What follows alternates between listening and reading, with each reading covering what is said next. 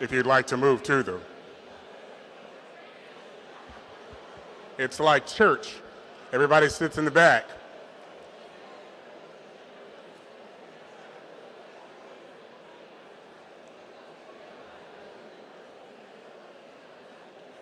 Well, since we're kind of like church, I'm going to treat you like a church. Good morning. That's cute. Let's try that one more time. Good morning. I'm Charles Richardson. I gladly welcome you to our annual faculty and staff convocation. What is a convocation? Well, it's a simple gathering, but what I like to use as a synonym, a muster. A muster is a military term because when a military unit gets ready to go to battle, they muster. Our enemy is ignorance. And we have a weapon on our side that cannot be defeated. I'd like to use a quote from a good friend of mine, Keith Moffitt, a distinguished alumnus of Macon State College, who's now the Bibb County manager. The solution to every issue the world has is education. Education. This is also a family reunion. Some of us haven't laid eyes on each other since the last convocation. It's good to see y'all. And like every family, we have a lot of catching up to do, which we've started doing this morning. Some in the family are sadly no longer with us, and we cherish their service and their lives. Some have started a new chapter of their lives in retirement, and we wish them calm seas. My own family meets most every summer in different cities across the country. We're kind of easy to pick out. We wear these loud colors, red, green, blue, with our names plastered all over it. My family name is Stuckey on my mother's side. And no, I'm not related to the Stuckeys on Stuckey Field down in Cochrane. I still took a picture of it and sent it to everybody in the family. Why do we wear those funny shirts all over town? Because we're proud of our family and our accomplishments, just as we're proud of the MGA family and all of our accomplishments, such as setting a record last year for the number of graduates. And like all families, we have to be good stewards of the resources we have so that we can attend future convocation, future family reunions, and continue celebrating our successes. This is the core values of this university family: stewardship, engagement, and adaptability. Of those three, I believe adaptability is one of the most important. We have been there, done that. We all remember 2020 when we had to revert to a digital platform literally overnight. That sort of effort must continue if we're to succeed in preparing our students to deal with the world they are going to face today. And how will we do that? Engagement. Understand that each of our students is unique. Some may look alike, some may talk alike, but each is as individual as their fingerprints. We have to get to know them, their joys, their pains, and help them figure out and navigate this world of higher education. If we see that we care, they will care. Everyone on our campuses is an educator, from the people who serve Camelot Court in Macon, to Roberts Court down in Cochrane, to the bookstore operators on our campuses, to the facilities folks who return this gym into an event center. That's quite a task. And we can't forget the people that keep our campuses beautiful, and our law enforcement that protect us. We all play a part in our mission. We all have to be able to reach out when we see that confused look on a student's eyes, like, where do I go next? This is particularly true for our new students. Some of the things they are experiencing now makes them feel like they're aliens from another planet. Do you remember when you first stepped foot on a college campus? The scattered emotions you felt? I thought the registration office was an instrument of the devil. Long lines, no computers. When I finally got to the front of the line, that haggard clerk looked at me and said, "None of these classes are available." Fortunately, that's mostly gone now. We register digitally now, but student issues still remain, and we have to recognize those. As we start this new adventure of fall 2023, I submit that we are the examples of what we want our students to become: lifelong learners. We learn from our colleagues and our students, and I predict this academic year will continue our trajectory of success and I want to thank each of you for your commitment to MGA. It is now my pleasure to introduce our president, Dr. Christopher Blake. In the words of an old commercial, we've come a long way, baby.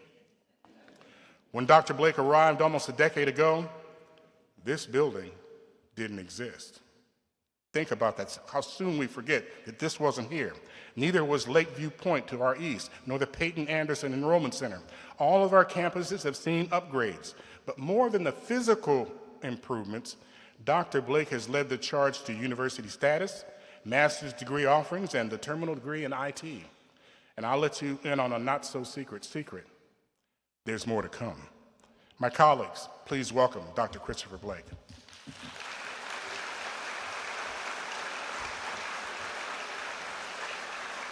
Here at Middle Georgia State University, we're a large family and we're across 5 campuses, but we are united by 4 key values. They help us understand who we are and what we do for our students. Stewardship sounds like a complicated word, but it's not really. It means we are all stewards. We're stewards. We have resources, intellectual resources, we have talents, we have social resources, and we can at a university use them for our own growth and for the growth of others. Our second value is engagement. It's at the heart of what we must do in order to grow and to learn. Engagement with each other, whether it's in person or it's online, it's a way in which we build community, because none of us can learn alone and in isolation. We only do it when we engage. Our third value is adaptability. Look, change isn't easy, but as a university, we're always in the business of changing lives, and we live in a time where change is happening so fast. Adaptability is a key to our success for our students, our faculty, and staff. Our fourth and final value is the summation of it all. It's learning. We celebrate learning. We are in the learning business, not just for our students, but also for us as a university and as employees of this university. And I like to think if you take our values and turn them into an acronym, they spell the word SEAL, S-E-A-L. Our values unify us and they help us to seal our success as a university. Thank you, man.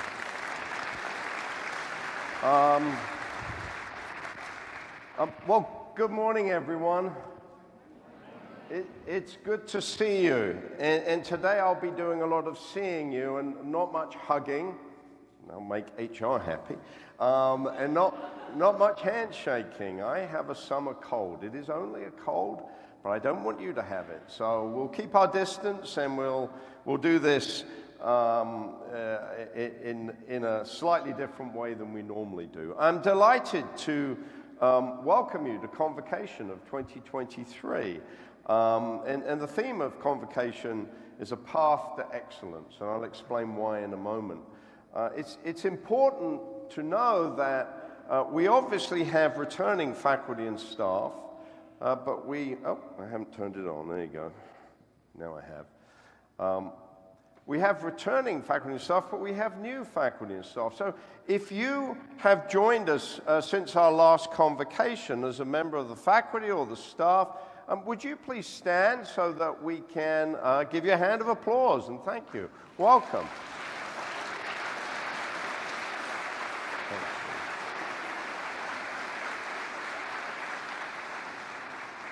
And we've had over 50 folks join us in the last year on our full-time colleagues, so we're really very glad you're shaping the future. To those of you who have been part of this story for more than that time, I'm grateful that you still put your trust in Middle Georgia State, that we're a place where we're making good things happen for many students, and you are so much part of that story. So welcome, and I know that gathering together once a year is demanding on your time. You've got a lot going on. We're looking forward to students arriving in a few days and teaching our classes. So I understand the commitment of coming here today, but I believe as your presence important. And while I continue in that role, and I hope that I'll do this for a while longer, we will still have this occasion where it's important to gather, because particularly after the pandemic, that gathering reminds us of what life is about. and what people are about, and what we need, which is a community, which is what in that video that our wonderful Macon people put together. Learning is social, isn't it? It doesn't happen. It doesn't happen alone in your study. It happens only when we come together. So I do want to, though, honor our loss. We have lost students, we have lost loved ones, and we have lost a colleague. Christine Caesar was in our School of Education. She was an admissions and certification specialist, and she was much liked and respected in this community. Please join me in a moment of silence for Christine.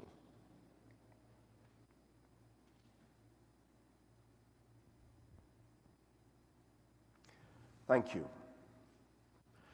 I want to look back, and I want to explain to those of you who are here, what we're going to do in this is we're going to reflect on our past achievements, and then we're going to talk about what we know, if you like, the vital signs of the institution today. What's its health? Hopefully better than my cold. But what is the health of the institution? And then we're going to talk about the new plan that's coming on. I want to look back over the last year and remind you of 3 or 4 important things that have occurred, which we could not have talked about 12 months ago. Those of you that were sitting here earlier have already seen that we graduated our first DSIT students, our Doctor of Science in Information Technology. That didn't happen a year ago. That's just a huge milestone. And our graduate programs continue to grow. The Board of Regents, and I'm delighted that Regent Alan Goodenrath is with us today. Our Board of Regents has approved us having a new doctorate in public safety. So we continue to build a graduate university focus at the same time as retaining our access mission. And that is a wonderful and that's a broad umbrella of responsibilities, but we live up to that. Since our last campaign, it's 18 months ago since we put the curtain on the Greatness campaign, we have raised over half of what we raised during that campaign due to the hard work of our development team that have gone out and found that there are more and more supporters who believe in the mission that we have. We have had great support in aviation from our legislators, from the industry, and that continues to build an outstanding national program, the most affordable aviation program that the Dean and his team is putting together that is serving what is a very, very real need in the 21st century. You've heard me talk in the past. I actually once said this, I think the former chancellor was here, and I said Middle Georgia is not on an economic model that is sustainable because our tuition was too low. Well, thanks to the hard work of Regent Goodenrath and other regents, that case was made to the whole board, and they are now adjusting our tuition on a 3-year plan, and we got the 2nd year. So thank you, Alan. That support from the board says so much. Let's give Alan Goodenrath a hand.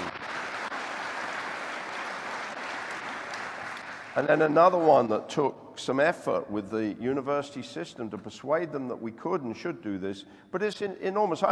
For our athletics folks, for our student athletes and our coaches, hey, well done. We are about to transition to the NCAA. We're going from NAI to the NCAA.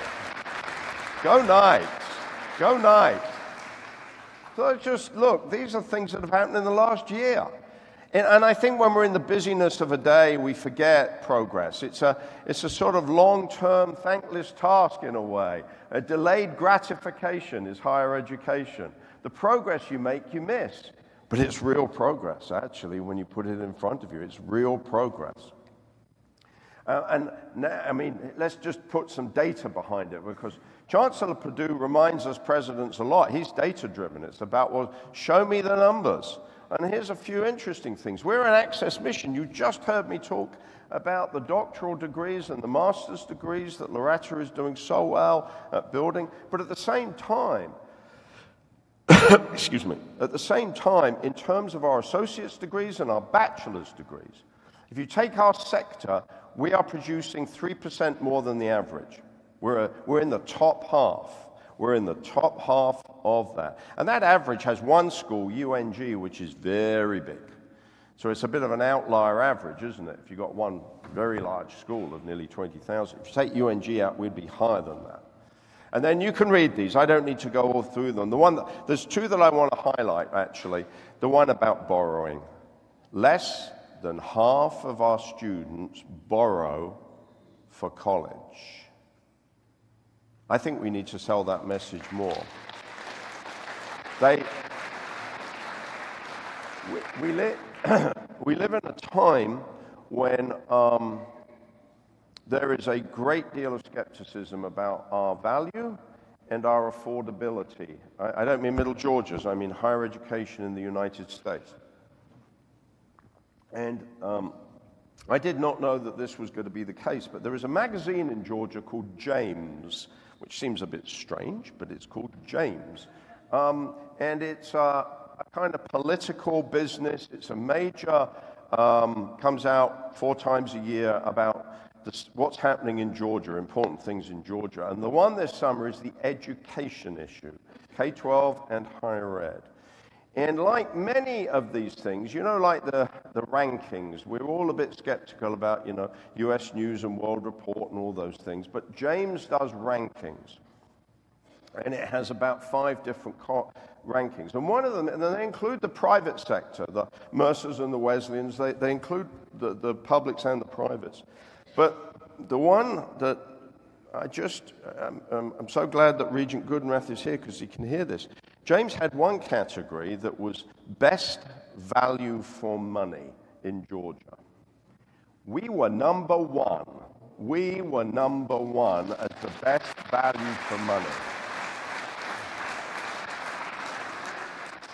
And I did not know we were going to be ranked. I opened the magazine and I said to Kerry, like, wow, look at this. We're ranked number 1. Walked down to Cheryl, like, we're ranked number 1. It was like, what happened? And it's the proof that what we've been thinking we've been doing and what we've been doing actually is real, and it does produce results. So I think we need to make hay with that. It's a great bit of information. And since we became a state university, over 10,000 degrees. It was 2015 when we became a state university. So it's now, gosh, with my fuzzy head, that's 8 years ago. We've been at State University for 8 years, and we've awarded over 10,000 degrees, of which we know that somewhere between 80 and 90% of those graduates, people like Keith Moffett, that you rightly drew attention to, are working here in Middle Georgia and in the state of Georgia.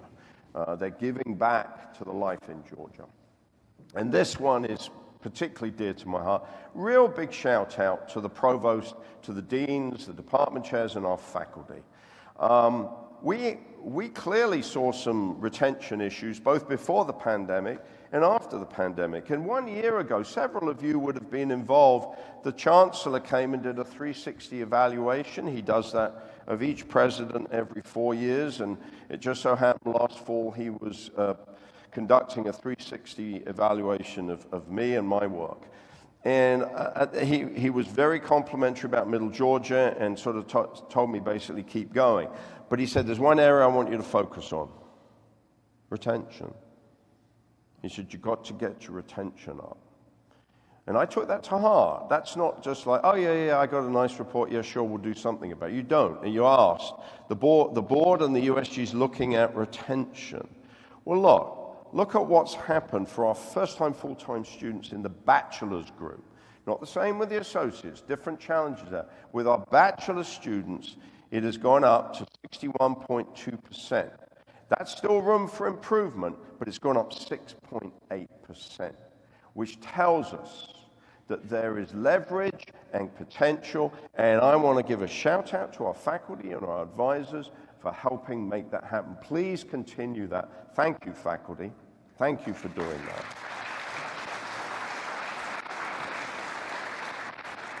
I said vital signs. Let's talk about the vital signs of Middle Georgia. Look, we've had an increase The pandemic has hit the amount of bachelor's degrees that have come through. There's been a slowdown.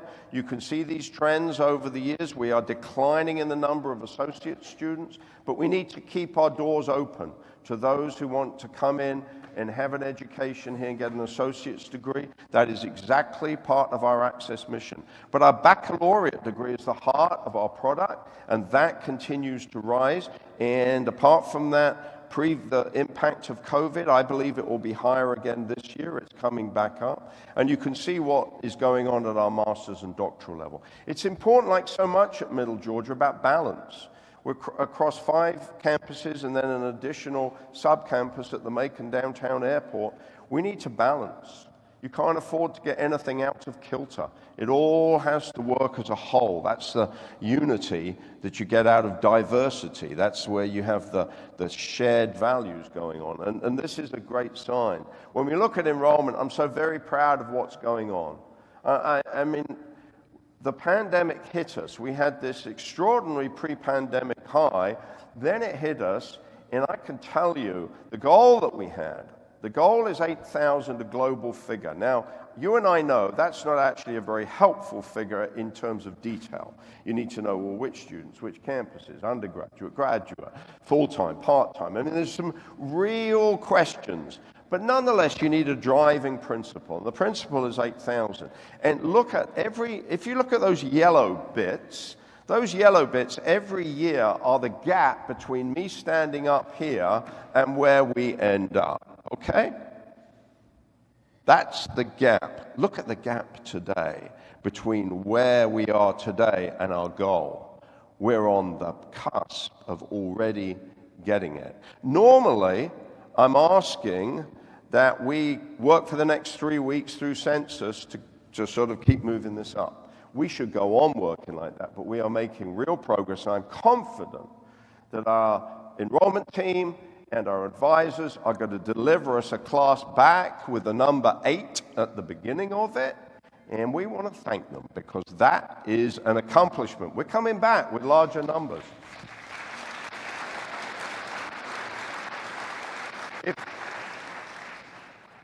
If we end up at 8,000, that's a 4% increase. I'll be very proud. I'll be very happy to say to the Chancellor and the Regents that we've had a good year. And I believe you'd be happy with that, Regent Goodenough. At least I hope so. Credit hours are, you and I have heard this explained a lot. Credit hours are actually more important than a head count. This has a big effect in terms of revenue and future revenue. Our goal is a 3% increase. We're already in a position of extraordinary strength on credit hours. So Middle Georgia is about to start its classes next week in a position of strength, in a position of coming back from the pandemic, of increasing its appeal, of delivering opportunity to its students. But I urge and ask every one of you in this room, please don't let any single student that wants to get in and is qualified to get in and has paid their bill, please don't leave them. Get them in. We need every student that's available that wants to come to Middle Georgia to be enrolled. And there is some flexibility. Classes start on Wednesday, but there'll be people Thursday and Friday of next week running around trying to get in classes. Help them.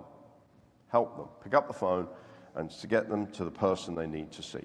So thank you for what you're doing. In terms of fiscal, this is a kind of, why is it like we've got less money than before? Because that's the pandemic money. It's also a couple of other things. It's also MRR, which stands for, I don't know, maintenance, and I forget it after that. But that was some special money we got.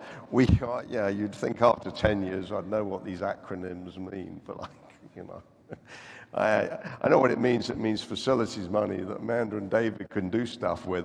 But that was a lot of MRI and a lot of pandemic money, HERF money. Remember the handouts that everybody was getting?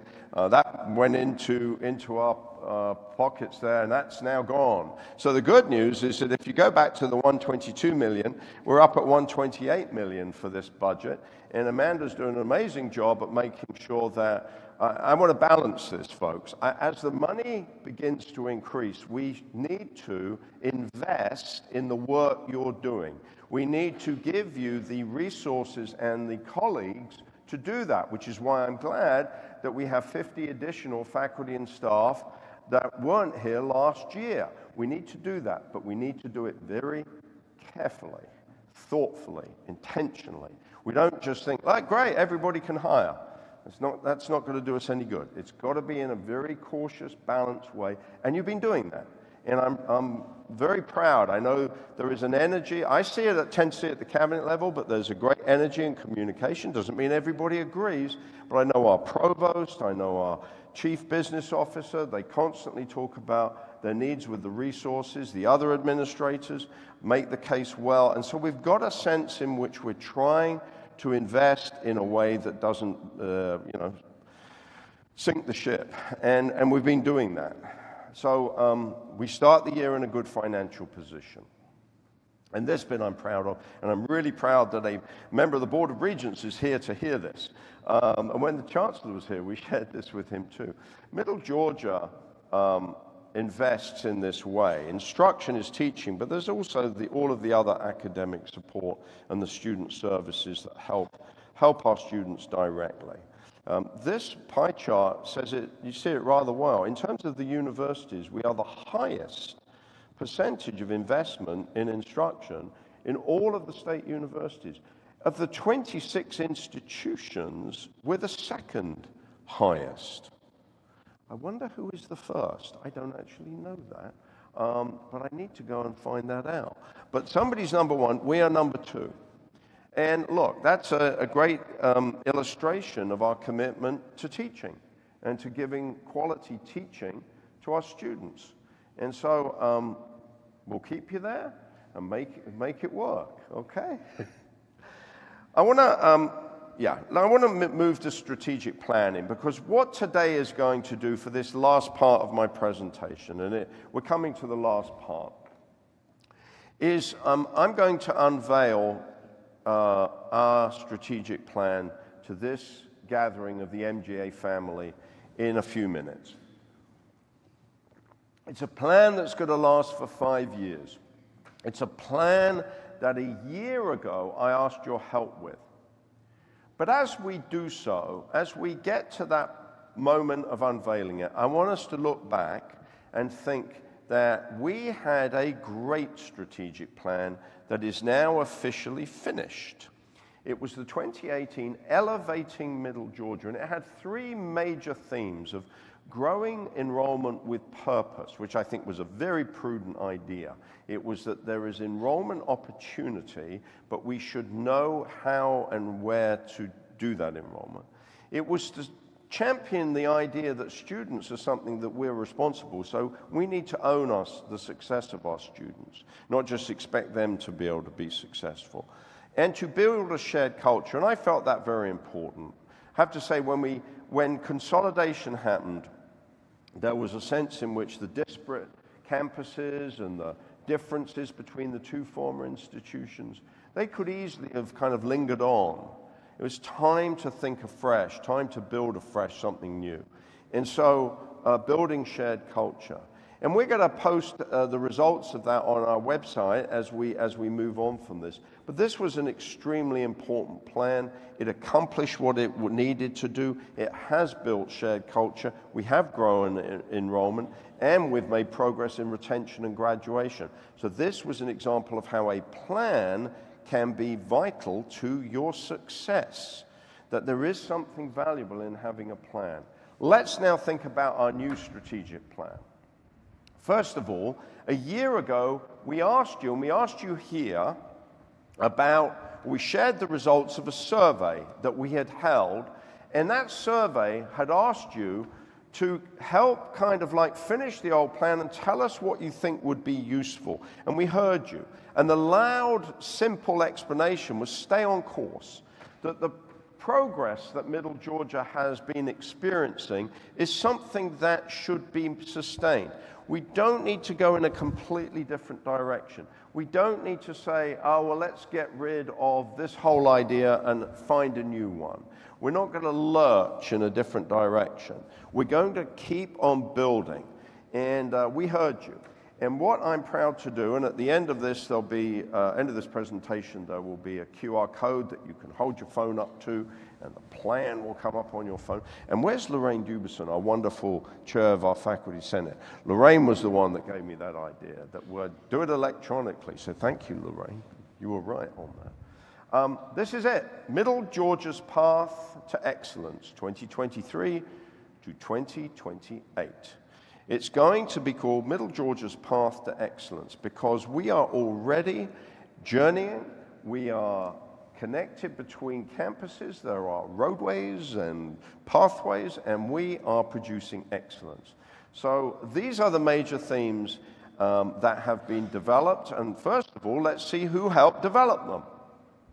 We all have, but particularly the Faculty Senate, the student government, the staff council, our faculty and staff, our deans, the foundation board, and yes, me and the cabinet. We have been, and the ad hoc strategic planning committee has done a fantastic job last fall of shaping ideas and bringing them forwards. So I can feel comfortable and confident that this plan comes out of a community conversation. It doesn't just come out of some theory or come out of one person's idea. It genuinely reflects what we asked you about a year ago and then the work we have done over the last year, including yesterday, our Faculty Senate having a special meeting to endorse what is I think, a much more succinct and crisp mission statement. I'm grateful to the Senate for doing that.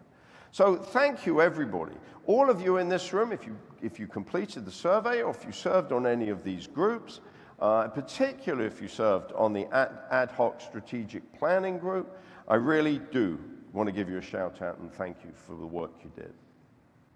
So let's look at our vision. Our vision is really identical except the word our. We transformed individuals and our communities. It's ownership. You say we transform individuals and communities.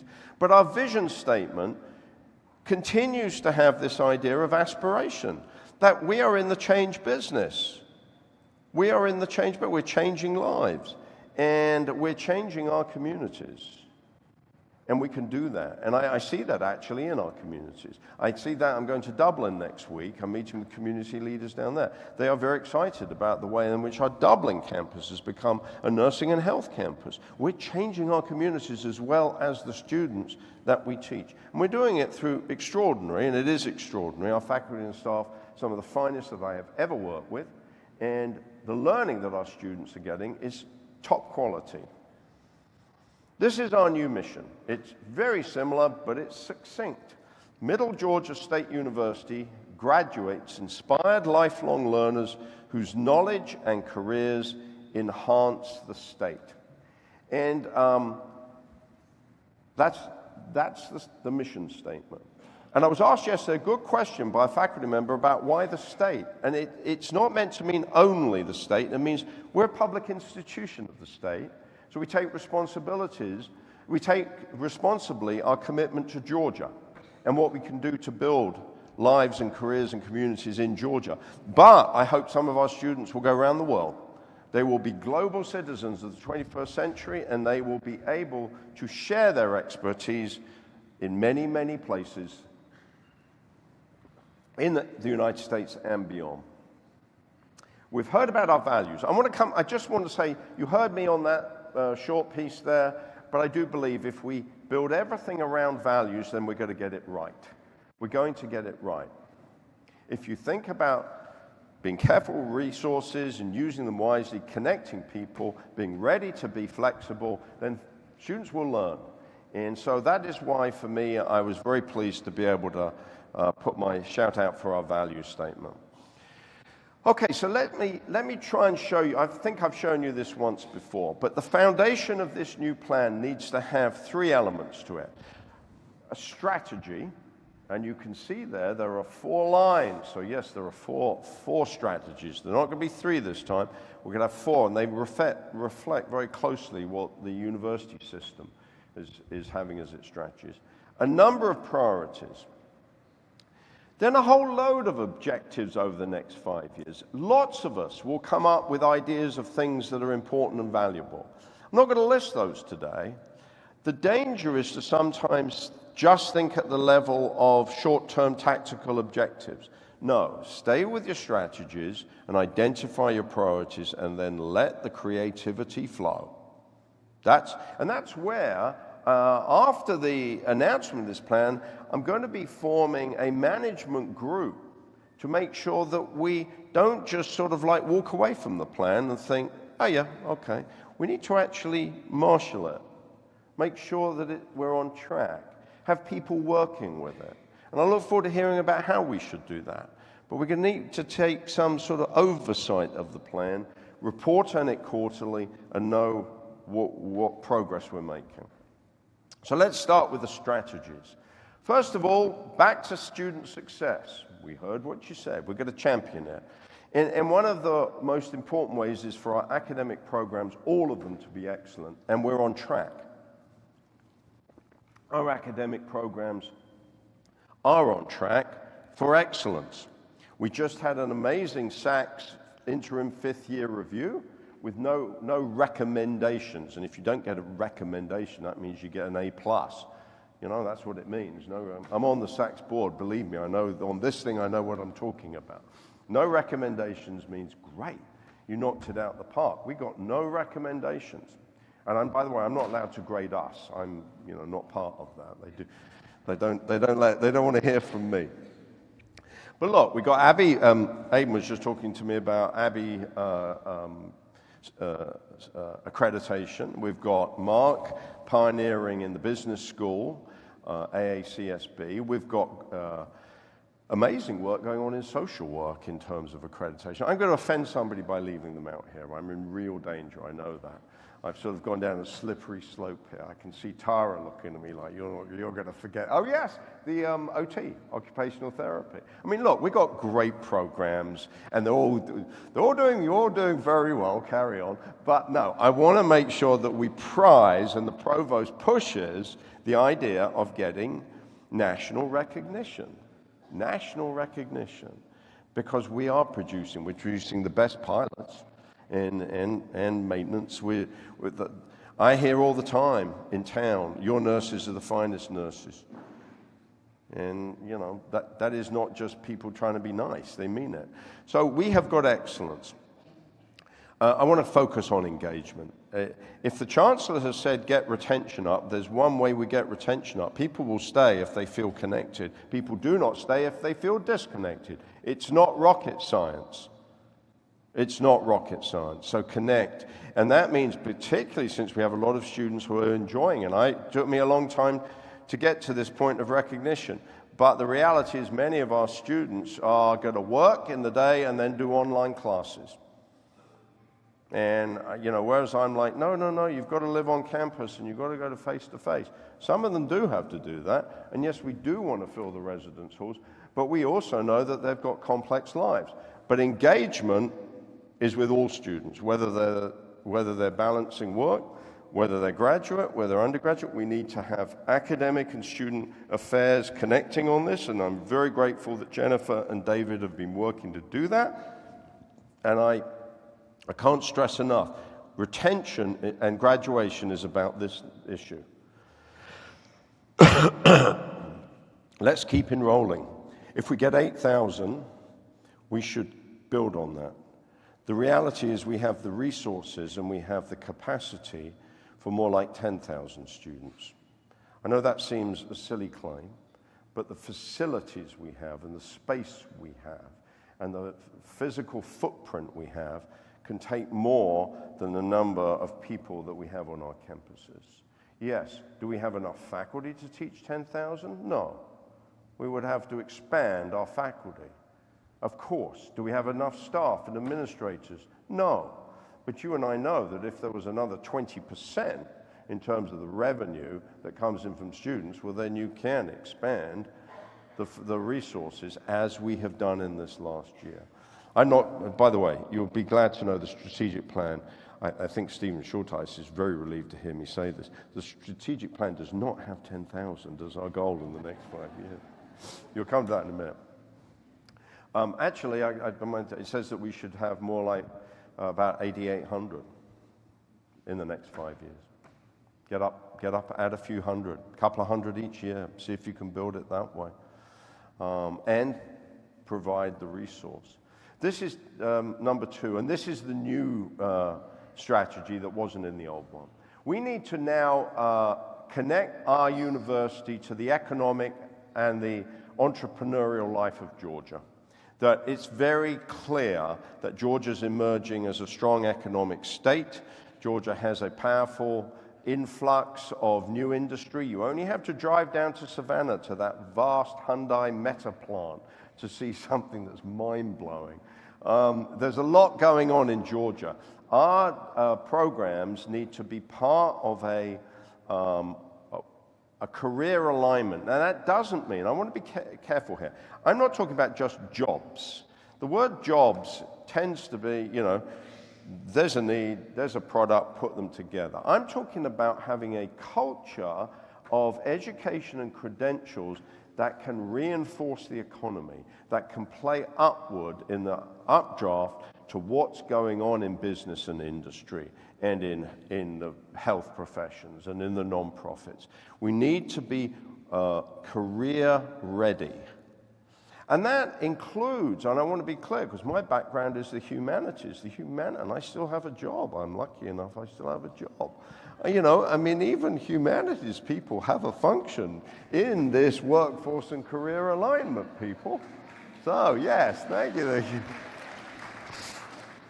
I'm still a humanities guy, and I still like to write humanities books when I find the time. Okay. This bit was great. Here on the Macon campus from the Peyton Anderson Foundation. And that is going to be our bridge, our intellectual bridge between the university and all the needs and all the initiatives and all the studies and plans and groups in the community. A center is a place where a university and the community come and talk and learn and do things.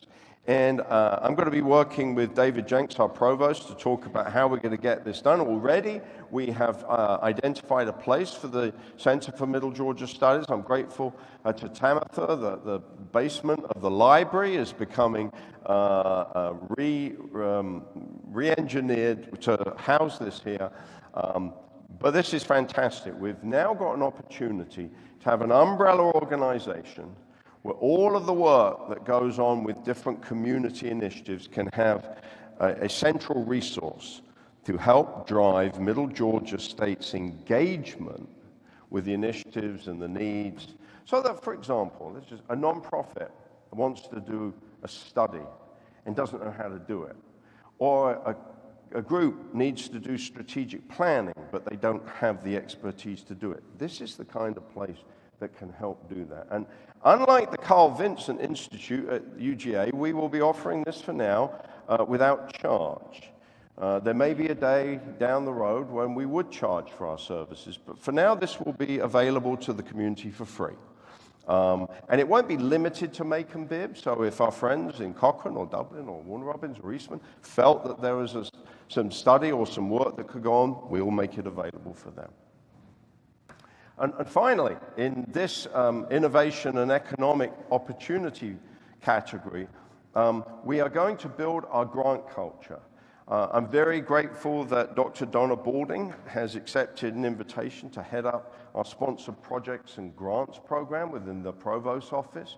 And that is a way in which our faculty can grow and be helped to do their scholarship and to get the resources to continue being professional leaders.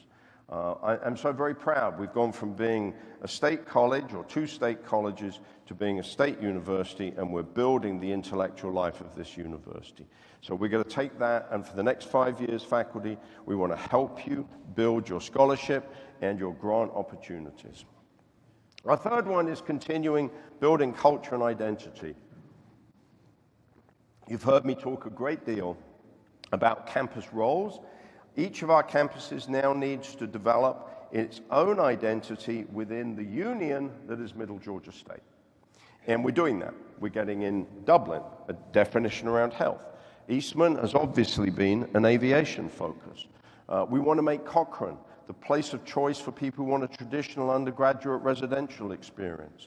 and can enjoy NCAA athletic leadership from that. So each campus needs to know what is its ways in which it's going to be promoted and developed. The next piece, which is really a major decision, number 2, is that we're going to go in the next 5 years to pursue to be a great college to work designation. That is an official national category and award. There are criteria that they need. It's sort of like accreditation, but we're going to do that. We're going to see if Middle Georgia State can achieve Great Place to Work designation.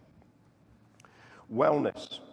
Wellness includes diversity. Wellness includes everybody having a voice. Wellness includes mental and physical health. Middle Georgia needs to be a place where wellness of each of our citizens is something that we prize, facilitate, and support. And so we're going to make sure that the attention to individual and community wellness is not overlooked. And finally, not only are we going to join the NCAA, but we're not going to be bad at it. We're going to do okay. I know that's all our coaches here. You want to do, I know it's all about winning. But going into the NCAA is going to be a challenge. It's going to be a challenge for our student athletes. But we're going to compete and we're going to win at the NCAA. We're going to build the program in a way that can make us proud of being in the Peach Belt. Finally, our fourth is to continue what we've been doing so very well. I said earlier, didn't I? We got best value for money designation. How did we go at that? We did that because of this. Because we sustained our fiscal resilience and our brand value. We had managed to be stretching every dollar longer than there actually are. You've done it. We've done it. I'm grateful. You've put up with short resources for many years, but in so doing, we have been able to achieve financial resilience, and our wonderful team in finance and the budget office has been able to make the right decisions. So how are we going to keep that going? Well, it seems to me there are 3 things that are important. First of all, that we need to use data. The Chancellor goes on about this a great deal. We need to be able to say, well, what does the data show us? So the data culture and the use of data strategy is going to become more and more prevalent. And it doesn't not just about money, but about all our operations and working out if all of our operations are being effective. Are we using that money wisely? The second thing is that brand value of being the most affordable also means that we must maintain it and accessibility for students. We need to make sure that in 5 years, we can still be ranked #1 as best value. That is a gold medal to be won again at the next Olympics. If you get an Olympic gold medal, you don't think, well, I got it once, I don't need it again. If you win the World Cup. Been waiting 60 years for that to happen again. But anyway, there's some soccer going on. I don't know if you're aware of it. The Women's World Cup's going on. And finally, and look, that goes back to the amazing work. Earlier we said our development team's done a fantastic job in raising $6 million since our last campaign. That's an example. If we can maintain that diversity of revenue, if we can help through the work of Donna Balding and the Provost Office to grow our grants, then we're going to have resources to do what we need. If we're just going to rely on tuition and state appropriations, we'll be limited. We need to be a little bit more expansive. We've been having great success in government relations with our friends up in Atlanta, and actually recently the Provost, Ember, and I were up in Washington, D.C., meeting with our delegation, and that was a good, they know about Middle Georgia and they want to help Middle Georgia. So we've got opportunities here to diversify our revenues. And there's a nice quote from the late Colin Powell, who was a person that people gravitated toward. In a culture that is so divisive, there was such a unifying figure. Colin Powell once said, if you are going to achieve excellence in big things, you develop the habit in little matters. Excellence is not an exception, it's a prevailing attitude. I am proud that the people in this room, we demonstrate in little things excellence. You do. I like to hope that I do, day in, day out. Not always. Sometimes, I miss an opportunity, as you do. But we have been able to have a prevailing attitude. And I ask you and seek, as your colleague, your continued commitment to a prevailing attitude of just making it very good. Just make it the best you can. Just care about it, because that is going to make sure that we achieve big things as we have done in the last few years. So I'm very proud that we have a new plan. Thank you. Thank you for participating in building this plan. We're going to make sure we don't just put it aside now and carry on. We're going to keep looking at it. I want the work we do to fit within the plan. We're not going to now decide, let's add something else. And here's a way in which you can open it on your phone if you want. You can look it up there and it'll come up. Probably gridlock our internet, won't it?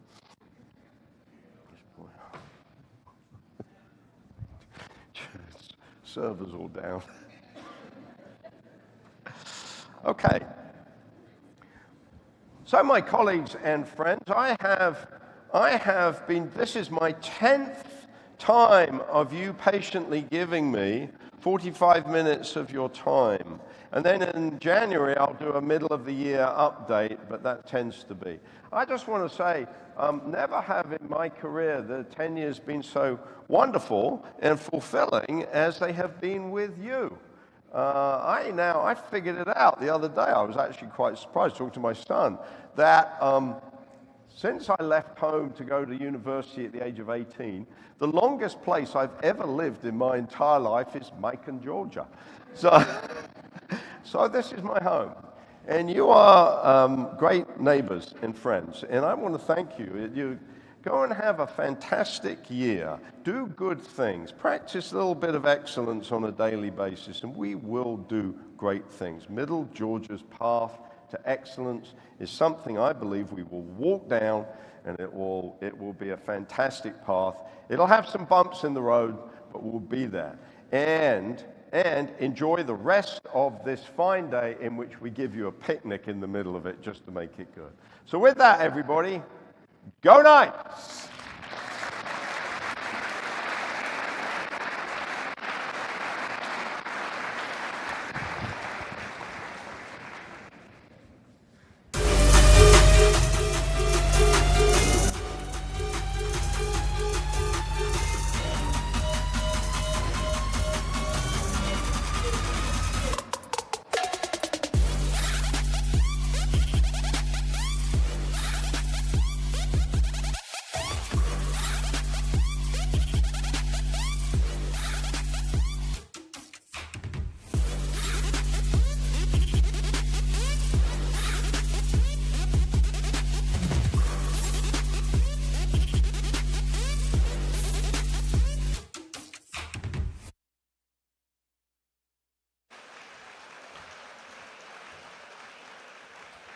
Yeah, that's a bit of all right, what?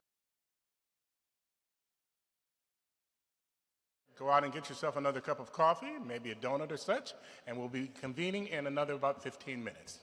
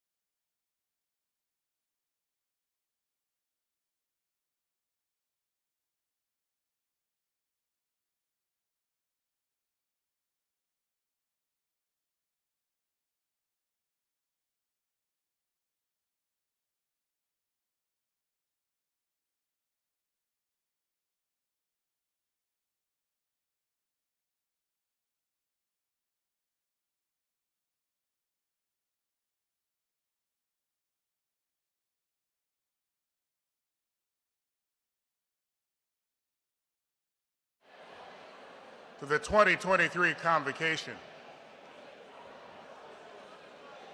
Please join me in welcoming Pam Booker with some mighty nice awards to give to the staff and faculty.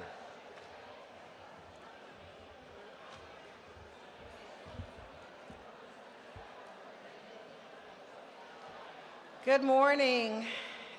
As we are taking our seats, I am so excited. I feel extremely honored to be able to present to you members of our MGA family who are celebrating milestone service anniversaries. I'm not going to tell you to hold your applause because I actually want you to cheer, cheer, cheer for these individuals. And so we're going to start off with our 5-year service awards. First person, Denise Adams. And they are over here to my left and to your right, and they'll stand as I'm calling their names. Yassine Ashal Yassine. Jonathan Almendras. Amanda Avera. They're filing in. Elena Buenick. Robin Douglas. Ann Fabian. Dawn Fuller. Whitney Hamilton. Rebecca Haslett Knudsen. Scott Hines. Shelley Hopko. Tamitha Lambert. Shauna Mine. Heather Mawiski. Dale Parrish. Gary Pergende. Rachel Podwaski. Jonathan Rayner. Joseph Raleigh. Justin Roberts. Patrick Rule. Vicki Sandoval. Monique Shine. Curtis Strom. Leanne Tate. And Ty Taylor. These are our 5-year service anniversary award recipients. Thank you. You may be seated. And now we'll recognize our 10 years. We have Thomas Bates, Margaret Bell, Erica Clark, Robbie Hobbs, Donna Ingram, Jeffrey Jackson, Keith Jones, Paul Knight, Ellen McCullers, Buckner Melton, Abigail Noble, Andrew Reeves, Courtney Stavely, Hannah Upperman, and Carrie Wilbur. These are our 10-year service anniversary recipients. We're climbing 15 years with Middle Georgia State University. We have Christopher Carney, Louis Camera, Vanessa Crump, Lorraine Dubuisson, Tina Gallimore, Cameron Hanley, Larry Israel, Connie Jenkins, Jennifer Jones, Alan Steins, Marla Thompson, Shane Trayers, Chris of Ottawa, Stephen Wallace, Carrie Wimberly, and Roy Woods.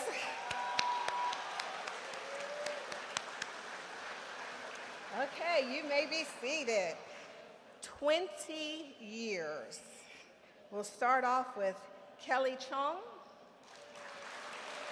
Rhonda Crumby, Martin Keyhays, James McNeil, Teresa Miller, Crystal O'Leary Davison, Tracy Provost, Terry Rickard, and Derek Taylor. Those are our 20 years. Higher, higher, 25 years. Wendy Allen, Tina Ashford, Valerie Beeman Hackle, Amy Burke, Jennifer Brannon, Tommy Davis, Ahmad LJ, Jonathan Fagley, Mary Lanier, Christopher Rickerson, Sharon Smith. Happy birthday, Sharon. Michael Stewart, Nancy Turknett, Margot Woodham. Those are our 25-year service anniversaries. And now, 30 years. 30 years, take that all in. 30 years, 30 years. Celebrating 30 years, Estella Denard. Can we just give Estella a round of applause? Thank you so much, and we will take pictures at the end of Convocation. Once again, congratulations to all of our service anniversary recipients. Thank you.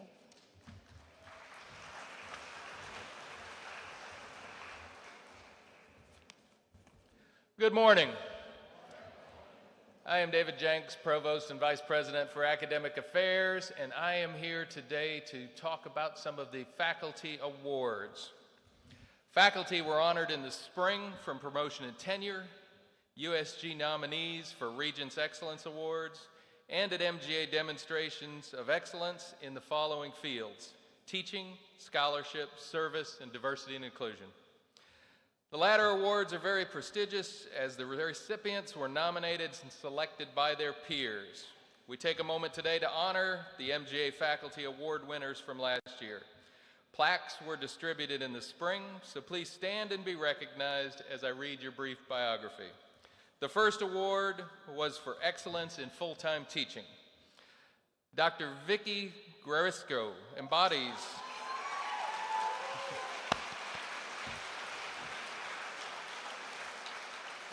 many of the characteristics we would hope to see in a recipient of MGA's Excellence in Teaching. In addition to fostering learning in classroom and lab environments, she provides mentorship and undergraduate research opportunities to our students outside of the classroom. Vicki is an innovative and collaborative instructor and has proven to be someone who constantly seeks to improve learning opportunities for our students. It's hard not to see the positive impact that she has had on students here at MGA. Congratulations, Vicki.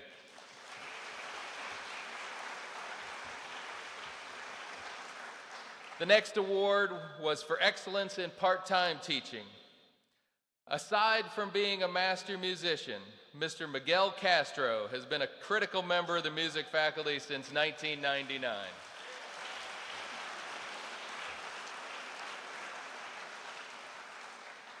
He has devoted much of his professional life to MGA, and there are few other part-time faculty members who have left such a mark, perhaps in the history of the institution. Our students have an unusual access to a broad array of instruments because of Miguel's generosity and his commitment to the studio. Additionally, Miguel has long helped with recruitment and other important student-serving events for MGA. Congratulations, Miguel.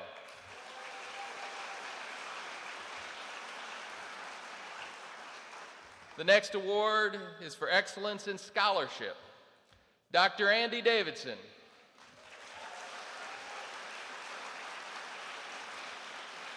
Dr. Davidson is as fine an example as you could wish of someone whose scholarship enhances the educational mission at MGA. He achieves this quality work not only by the acclaim and attention he has brought to our university, but also through his sharing of his craft and his expertise with our students.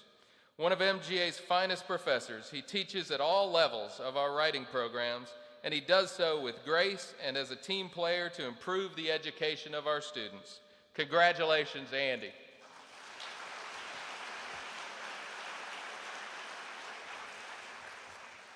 The next award is for excellence in service. Dr. Lorraine Dubisson.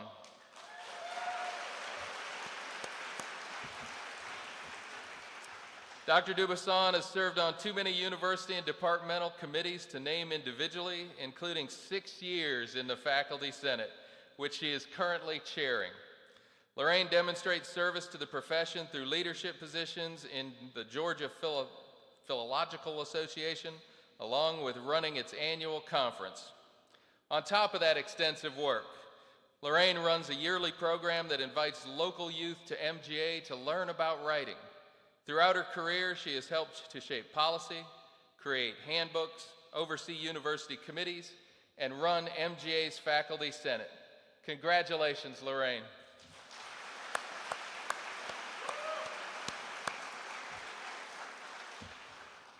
Final award is for excellence in diversity and inclusion. Our final faculty member to recognize is Dr. Elena Bahunik. Dr. Bahunik has worked tirelessly to advance the mission of diversity, equity, and inclusion at MGA and beyond. Her advocacy and scholarship focus on issues related to gender, with the aim of advancing DEI values in gender-related violence, legal processes, and their impact on marginalized populations. In short, her passion for social justice and DEI-related topics is evident in all aspects of her work. Congratulations, Elaine. Congratulations again to all our faculty award winners. And next up, we have Miss Amanda Funches for staff awards.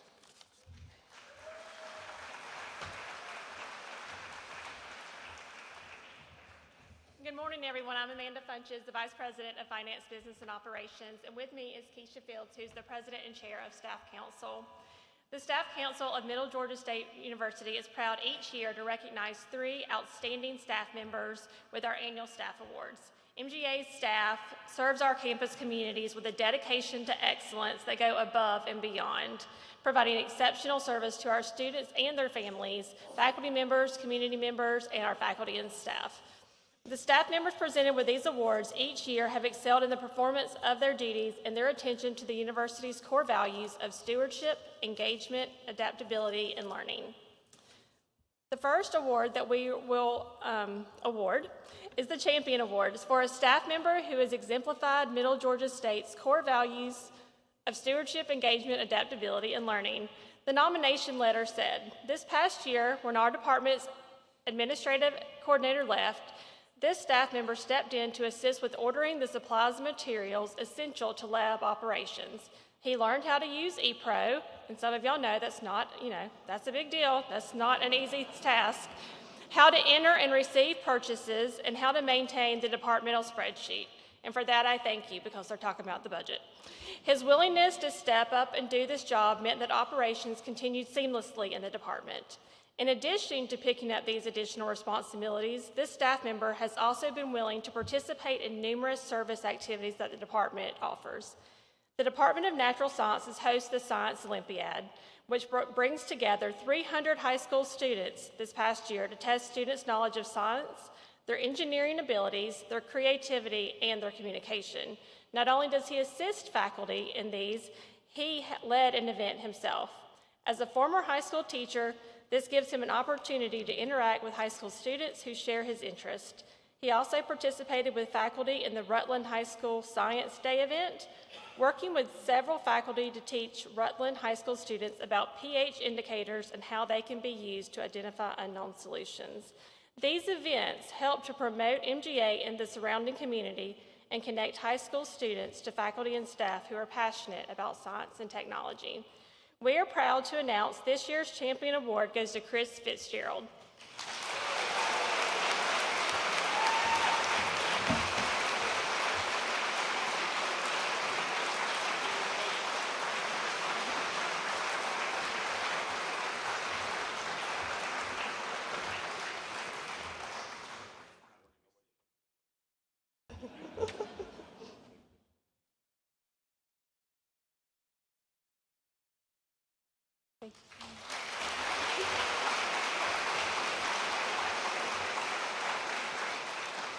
The Unsung Hero Award is for a staff member who works behind the scenes and yet continues to go above and beyond the call of duty for our students, our coworkers, our faculty and staff.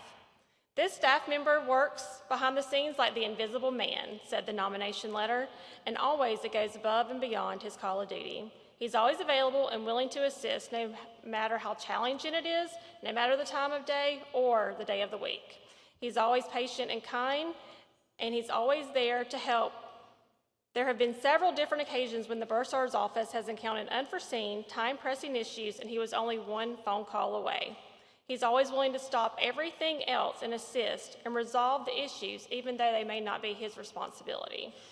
However, many of these issues are issues that have a major impact to Middle Georgia State and our students. For example, when the refund process errors and it does not complete minutes away from the deadline with the bank, and we have thousands of students waiting on those refunds and a couple of $1 million to process, he had it fixed and working in no time. Truly an unsung hero, not only to MGA, but to the students as well. And I will say probably those on the front lines answering the phones if it had not occurred. In this ever-changing higher ed world, he's always able and ready to assist us when we need provide the USG with new reports and data, update processes, fix a process that breaks overnight, or very kindly assist us when it's a user error issue. He has also assisted us in developing more efficient processes in the bursar's office. His great experience and vast knowledge of how MGA processes work, the USG policies, and Banner systems, among others, are a huge asset to the university, and it has allowed him to save us from many different things. This year's Unsung Hero Award goes to Greg Miller.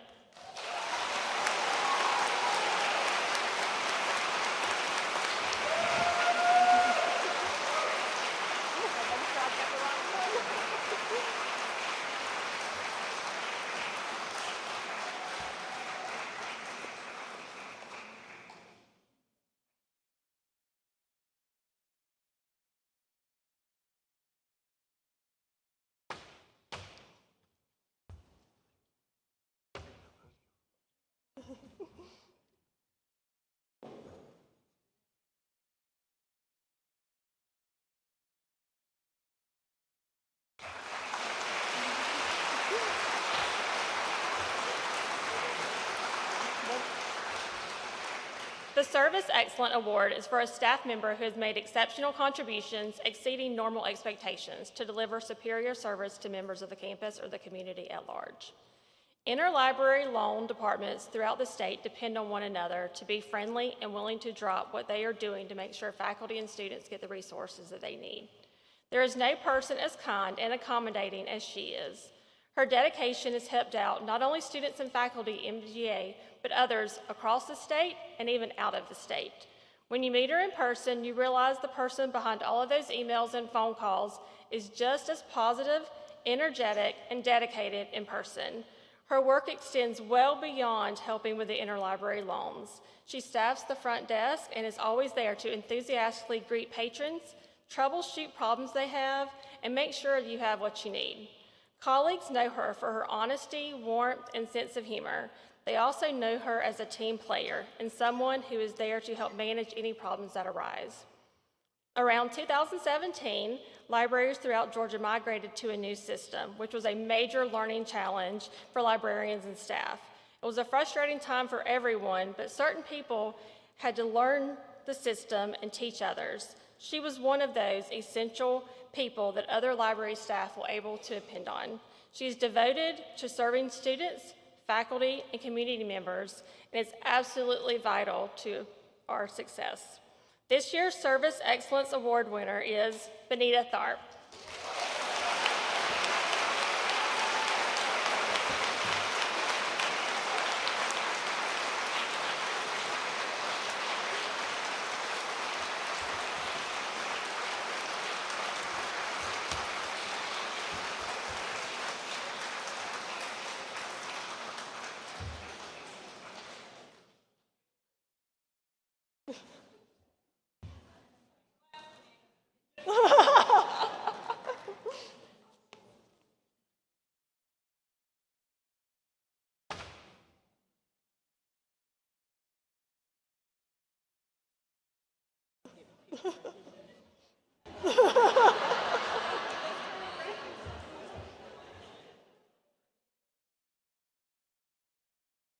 Thank you.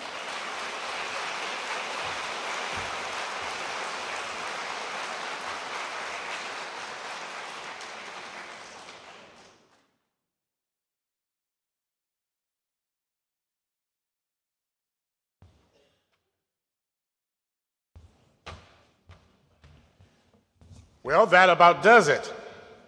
Or does it? You know it doesn't. Our convocation, this part, has come to a close. I'd like to thank you for attending and paying attention. And our award winners, congratulations again.